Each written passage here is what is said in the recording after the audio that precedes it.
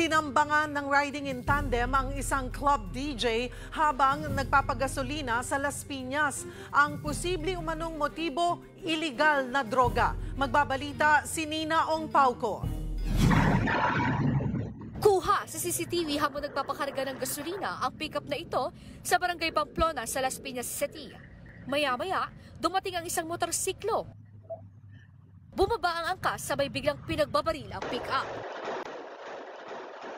Napatapak sa silinyador ang pickup driver kaya bumangga pa ito sa pader. Sa loob ng more or less 6 minutes, umaandar yung makina, naapak-apak ng biktima kaya patuloy ang takbo ng gulong hanggang sa nag-apoy ito. Matapos ang pamamaril, agad tumakas ang riding in tandem patungong Zapote. Sinubukan pang itakbo ng mga otoridad ang biktima na isa raw freelance disc jockey, subalit idineklara na itong dead on arrival sa ospital. Sa investigasyon ng Las Piñas Police, lumalabas na droga ang posibleng motibo sa pananambang. During process nung before dalhin yung biktima sa ospital, nung ine-extract na siya sa kanyang pickup, nagkataon meron siyang hawak na sa sachet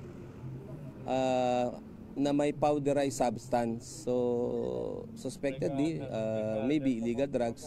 Tumangging humarap sa kamera ang ina ng biktima pero sinabi niyang blanco sila sa motibo ng pagpaslang sa anak. Sa sino man makapagbibigay ng impormasyon sa mga sospek, agad lamang pong ipagbigay alam na pinakamalapit na himpilan ng mga pulis. Para sa 1PH, Nina Ong Pauco, News 5.